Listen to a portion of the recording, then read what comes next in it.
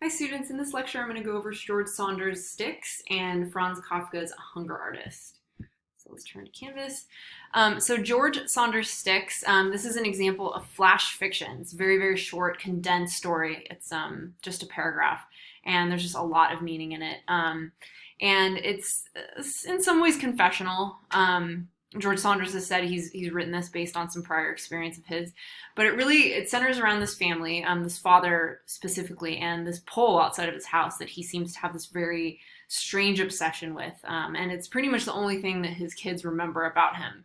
And they at the end are kind of reflecting on their lives and really kind of rejecting their father and feeling rejected by him as well. And it's really just a story about this downward spiral of this man who completely dedicates himself to this pole, this inanimate object, and completely misses out on personal connections with his kids, with his wife, etc. Some people think that he may be suffering from PTSD, that he may be a veteran. There's some indication of that in the story, and that the pole is his coping mechanism. It's a way for him to show emotion because he can't do it. And it's a way for him to try to connect with his kids, even though it just pushes them away. And it's actually pretty tragic. His kids do not understand why he is this way, and they think he's very cold and unloving. And it's interesting too. This pole, it's kind of like a lot of people have connected it to possibly a cross, or martyrdom, that he's the martyring himself on this cross. People have connected the main character to Nettie from The Swimmer, this man that is just completely losing his mind due to his obsession with the American dream and kind of a loss of youth. And sadly enough, the pole also symbolizes the family's bond, and the tragedy of it is that it just falls apart, and the kids basically just reject the pole at the end. They've rejected their father, and they've rejected the pole. And it's just a pretty tragic story overall.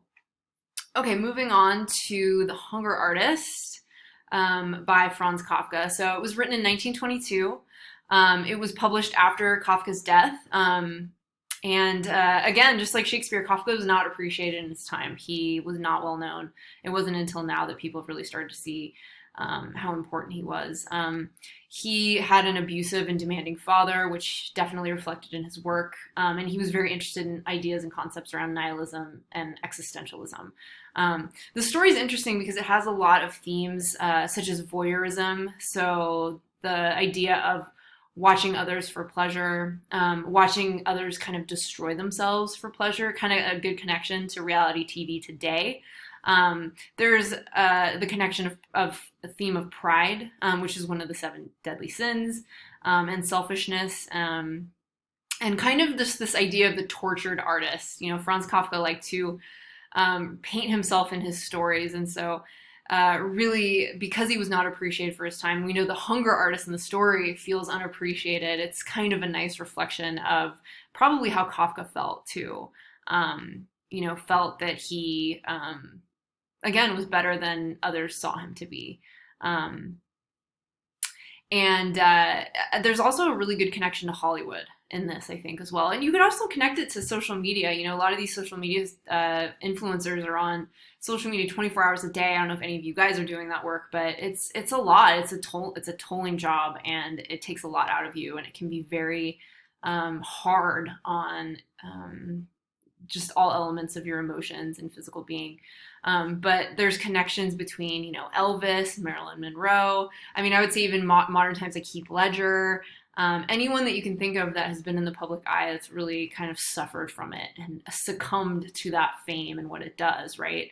And in Hollywood, there's a lot of issues with all kinds of disorders, overdosing, right? Plastic surgery, and just this total appetite for attention and fame, right? And that kind of in the end just kind of gets you, right?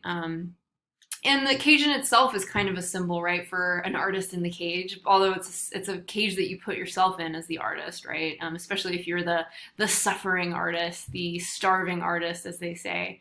And I think the voyeurism thing is kind of interesting too. It connects to today as well with us and the way we watch celebrities and kind of, some people get pleasure out of watching people suffer and watching people have a downfall, which is, again, I think something else that Kafka is talking about.